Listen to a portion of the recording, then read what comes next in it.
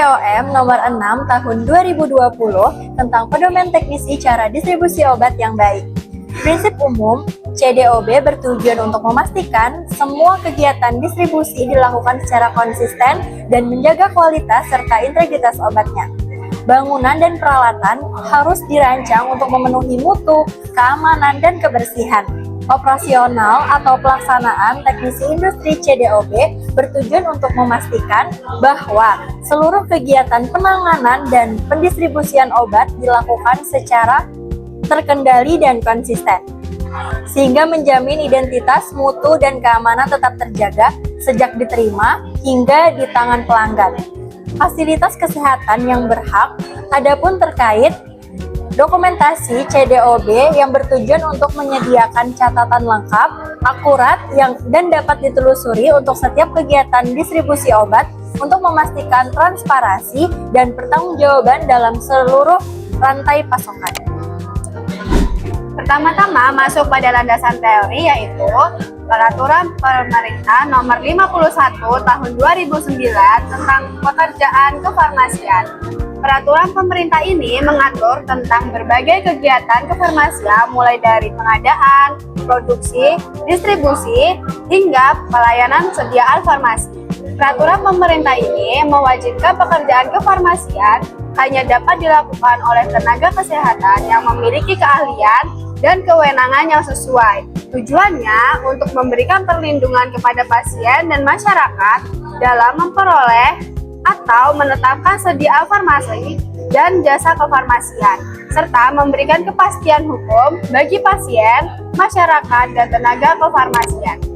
Yang ketiga ada Peraturan Menteri Kesehatan Nomor 4 Tahun 2014 tentang Cara Distribusi Alat Kesehatan yang Baik atau CDAKB.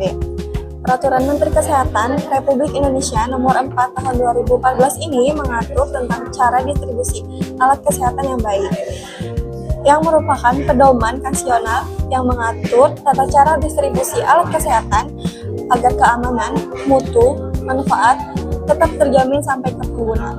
PMK ini mewajibkan setiap penyalur alat kesehatan dan cabangnya menerapkan sistem manajemen mutu yang mencakup pengelolaan sumber daya, bangunan, dan fasilitas, penyimpanan, penanganan keluhan, hingga audit internal. Tujuan utama dari CDAKB ini adalah memastikan setiap alat kesehatan yang beredar sesuai standar dan dapat ditelusuri asal-usulnya, sehingga masyarakat memperoleh produk yang aman, bermutu, dan bermanfaat sesuai ketentuan hukum yang berlaku. Pedoman pengelolaan vaksin di fasilitas pelayanan kesehatan tahun 2021 merupakan acuan resmi Kementerian Kesehatan Republik Indonesia untuk menjamin mutu, keamanan, dan khasiat vaksin dari tahap perencanaan hingga penggunaan. Landasan teorinya berpedoman pada regulasi seperti Permenkes Nomor 12 Tahun 2017 tentang penyelenggaraan imunisasi, serta Permenkes Nomor 72, 73, dan 74 Tahun 2016 tentang standar pelayanan kefarmasian. Pedoman ini menekankan peran apoteker sebagai penanggung jawab utama dalam pengelolaan vaksin agar kualitas vaksin tetap terjaga sesuai standar rantai dingin. Ruang lingkup pengelolaan meliputi perencanaan, pengadaan, penerimaan, penyimpanan, distribusi, pengendalian vaksin rusak atau kadaluarsa, hingga pencatatan dan evaluasi. Dengan penerapan pedoman ini, fasilitas pelayanan kesehatan diharapkan dapat memastikan vaksin tetap aman, bermutu, dan berkhasiat dalam mendukung keberhasilan program imunisasi nasional. Pasal 14 sampai 18 membahas tentang aktivitas distribusi farmasi di Indonesia. Diatur dalam beberapa peraturan, salah satunya Peraturan Pemerintah Nomor 51 Tahun 2009, membahas tentang Peraturan Pemerintah Pekerjaan Farmasi. Pasal 14 sampai 18 peraturan ini membahas persyaratan umum untuk fasilitas distribusi, khususnya pedagang besar farmasi atau PBF. Pasal 14, penanggung jawab fasilitas distribusi. Setiap fasilitas distribusi atau penyediaan sediaan farmasi berupa obat wajib memiliki seorang apoteker sebagai penanggung jawab. Apoteker penanggung jawab dapat dibantu oleh apoteker pendamping atau tenaga teknis kefarmasian. Pasal 3, ayat 3, ketentuan lebih lanjut diatur dengan peraturan menteri. Selanjutnya kita masuk ke pasal 15 adalah cara distribusi yang baik. Nah, pada pasal ini mewajibkan agar pekerjaan kefarmasian dalam fasilitas distribusi dapat memenuhi ketentuan cara distribusi obat yang baik atau CDOB yang telah ditetapkan oleh Menteri. Kemudian kita masuk ke pasal 16 merupakan standar prosedur operasional atau SPO. Ada 2 ayat. Nah, ayat pertama, apoteker penanggung jawab wajib menetapkan SPO tersebut.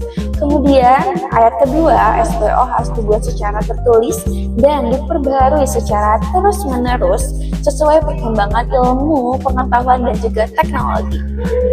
Kemudian kita masuk ke pasal 17 merupakan pencatatan kegiatan distribusi. Nah, pasal ini mewajibkan pencatatan seluruh pekerjaan kefarmasian yang berkaitan dengan proses distribusi atau penyaluran sediaan farmasi.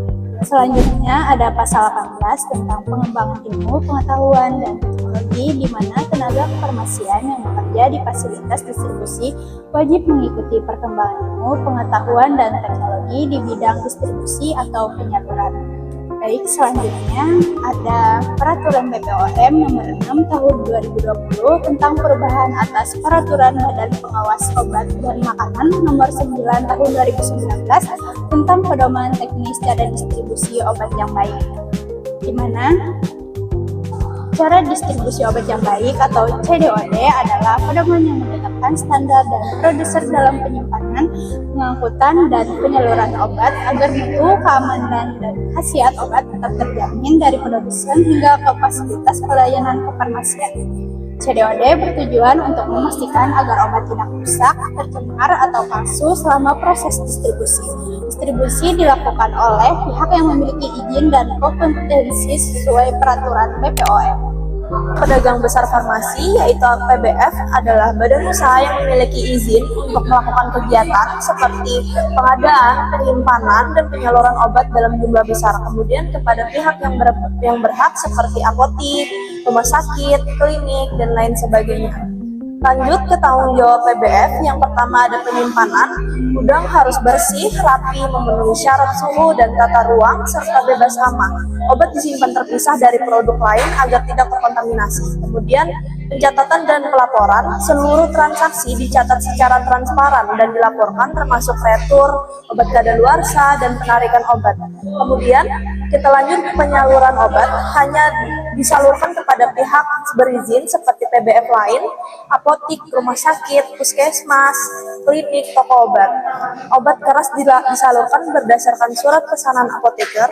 Kemudian kita lanjut ke tanggung jawab apoteker. Yang pertama, apoteker mengawasi distribusi, memastikan penyimpanan sesuai standar, dan menilai kewajaran kuota tertentu seperti psikotropika. Instalasi sediaan farmasi merupakan unit di fasilitas pelayanan kesehatan seperti rumah sakit, puskesmas, atau klinik yang bertanggung jawab atas pengelolaan dan distribusi obat di lingkungan internalnya. Fungsi utama, yang pertama, menyimpan dan menyalurkan obat kepada unit pelayanan secara aman dan sesuai standar CDOB. Menerapkan sistem pencatatan, laporan, dan memantau mutu sediaan farmasi. Menjamin ketersediaan obat sesuai kebutuhan dan mencegah kadaluarsa. Pedoman teknis CDOB mengatur secara rinci tentang persyaratan fasilitas distribusi, suhu, kelembapan, kebersihan, dan keamanan. Prosedur pengiriman, pengemasan, transportasi, dan penerapan obat. Sistem mutu, dokumentasi, audit internal, dan pelatihan pegawai. Penanganan obat rusak, kadaluarsa, atau ditarik dari peredaran. Pengawasan obat BPOM untuk memastikan kepatuhan seluruh pelaku distribusi obat. Di Peraturan Menteri Kesehatan Nomor 4 Tahun 2014 yang mengatur tentang cara distribusi alat kesehatan yang baik, merupakan pedoman yang digunakan dalam kegiatan distribusi dan atau pengendalian mutu alat kesehatan agar produk tetap memenuhi persyaratan seperti keamanan, mutu, dan kemanfaatan hingga sampai ke pengguna. Ini masuk ke pembahasan aspek CDAKB, yaitu pertama, manajemen mutu untuk memastikan alat kesehatan sesuai standar mutu. Kedua, ada sumber daya manusia untuk tenaga yang kompeten dan terlatih. Yang ketiga, fasilitas dan peralatan untuk penyimpanan dan transportasi sesuai persyaratan. Yang keempat, dokumentasi untuk pencatatan dan pelaporan distribusi yang tertib. Dan yang terakhir, ada audit dan evaluasi pemantauan berkala untuk perbaikan dan berkelanjutan. Berdasarkan Peraturan Menteri Kesehatan Republik Indonesia, peranan penting cara distribusi alat kesehatan yang baik yaitu dengan mencegah alat kesehatan palsu dan tidak layak edar, kemudian menjaga rantai distribusi agar tidak ada penyimpangan atau penyalahgunaan, dan mendukung keselamatan pasien dan efektivitas layanan kesehatan, serta meningkatkan kepercayaan masyarakat dan fasilitas kesehatan terhadap alat kesehatan. PAK atau penyaluran alat kesehatan, badan usaha yang memiliki izin untuk menyalurkan alat kesehatan, kemudian bertanggung jawab terhadap mutu dan keamanan produk selama distribusi, serta wajib menerapkan cara distribusi alat kesehatan yang baik dalam seluruh proses penyaluran. Macam-macam alat kesehatan. Yang pertama ada alat kesehatan elektromedik, contohnya seperti monitor jantung dan X-ray. Lalu yang kedua ada alat kesehatan non-elektromedik, contohnya seperti stetoskop dan tensimeter. Lalu yang ketiga ada alat kesehatan diagnostik in vitro, contohnya seperti tes kit COVID-19 dan glukometer. Dan yang keempat, implan, contohnya seperti pacemaker dan sendi buatan. Pedoman distribusi vaksin di Vaskes. Proses distribusi bertujuan untuk menjamin vaksin sampai ke Vaskes dalam kondisi baik, bermutu, dan tepat waktu untuk mendukung imunisasi. Lalu untuk tantangan utama seperti keterbatasan sarana rantai dingin, akses ke daerah terpencil, gangguan logistik seperti gangguan cuaca atau transportasi, dan yang keempat kurangnya pelatihan petugas. Untuk proses distribusi ada 4, yang pertama itu perencanaan kebutuhan, dan yang kedua penyimpanan sementara, lalu yang ketiga pengiriman vaksin, dan yang keempat penerimaan di fasilitas kesehatan. Lalu untuk prinsip distribusi, yang pertama itu mutu terjaga, yang kedua tepat waktu, yang ketiga akurat, dan yang keempat aman. Selanjutnya, studi kasus distribusi sediaan farmasi, yang pertama PBF, pedagang besar farmasi. Untuk latar belakang kasusnya yaitu PBF wajib menerapkan CDOB untuk menjaga mutu dan keamanan obat. Namun, hasil inspeksi menunjukkan PBF di Bandung tahun 2024 memiliki suhu gudang melebihi 30 derajat Celcius dan pencatatan suhu masih manual sehingga belum memenuhi standar penyimpanan sesuai CDOB. Untuk kronologi masalahnya, tahun 2024 dilakukan pemetatan suhu di gudang PBF di Bandung. Hasil pengukuran menunjukkan suhu ambien mencapai rata-rata 27,3 derajat Celcius dengan titik tertinggi yaitu melebihi 30 derajat Celcius. Ditemukan beberapa titik panas yang berpotensi merusak stabilitas obat. Tidak semua area dilengkapi sensor suhu otomatis dan pencatatan masih manual. Selanjutnya ada penyebab akar masalah. Yang pertama yaitu ventilasi dan pendingin ruangan belum merata di seluruh gedung. Yang kedua ada pemantauan suhu dan kelembapan belum dilakukan secara real time. Yang ketiga kurangnya penempatan data logger pada titik kritis penyimpanan. Yang terakhir yaitu SOP pemantauan suhu belum dijalankan secara konsisten. Habis itu ada analisis dampak yang akan terjadi, yaitu resiko mutu obat menurun, terutama pada obat yang sensitif terhadap panas. Lalu ada ancaman keamanan pasien jika obat rusak tetap disalurkan. Habis itu ada pelanggaran CDOB berpotensi dikenai sanksi BPOM. Yang terakhir ada menurunnya kepercayaan apotek dan rumah sakit sebagai mitra distribusi. Studi kasus distribusi sediaan farmasi, PBF. Solusi yang diterapkan pada 3 jangka. Yang pertama, jangka pendek. Pemasangan sensor suhu tambahan dan data logger di titik krisis. Pembuatan peta suhu gudang atau untuk memantau variasi suhu. Yang kedua, pada jangka menengah. Kalibrasi alat pemantauan suhu dan peningkatan ventilasi atau pendingin. Pelatihan SDM terkait pemantauan dan pencatatan suhu harian. Yang ketiga, jangka panjang. Implementasi sistem monitoring digital secara otomatis dan real time. Sertifikasi ulang CDOB untuk memastikan kepatuhan penuh. Studi kasus distribusi sediaan farmasi, instalasi farmasi rumah sakit. Di sini terdapat latar belakang kasus. RSUD Ulin Banjarmasin menghadapi masalah distribusi internal obat dari instalasi farmasi ke unit-unit perawatan pada tahun 2023. Di sini terdapat kronologi masalah. Yang pertama, kesalahan distribusi. Nurse Station Beruang Anggrek menerima obat yang seharusnya untuk Ruang mawar, tertukar kardeks pasien. Yang kedua, obat terlambat. Rata-rata waktu tunggu obat Cito mencapai 45 menit, seharusnya maksimal 15 menit. Ketiga, near miss medication error. Hampir terjadi pemberian obat salah karena label yang tidak jelas. Lalu yang keempat, komplain perawat. Tingkat komplain meningkat hampir 40% dalam 2 bulan. Selanjutnya ada penyebab akar masalah. Yang pertama, ada sistem manual masih menggunakan resep tulis tangan yang tidak terbaca. Yang kedua, ada SDM terbatas. Hanya 2 petugas distribusi untuk 12 ruangan perawatan. Ketiga, ada SOP yang jelas. Prosedur distribusi obat Cito dan rutin tidak terstandarisasi. Yang keempat, prosedur tidak teratur. Floor stock di ruangan tidak terkelola dengan baik. Yang kelima, ada double checking lemah. Tidak ada sistem verifikasi ganda sebelum obat dikirim. Selanjutnya ada analisis dampak. Yang pertama, ada patient safety terancam. Resiko medication error meningkat. Yang kedua, ada mutu pelayanan menurun. Kepuasan pasien dan juga perawat berkurang. Yang ketiga, ada pemborosan waktu.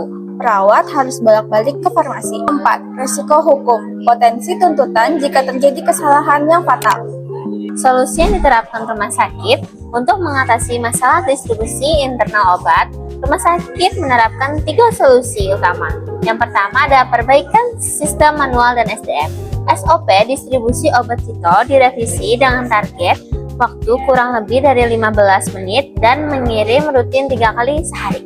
Diterapkan sistem label warna biar mudah dibedakan. Merah untuk Cito, kuning high alert, hijau rutin, dan biru PRN.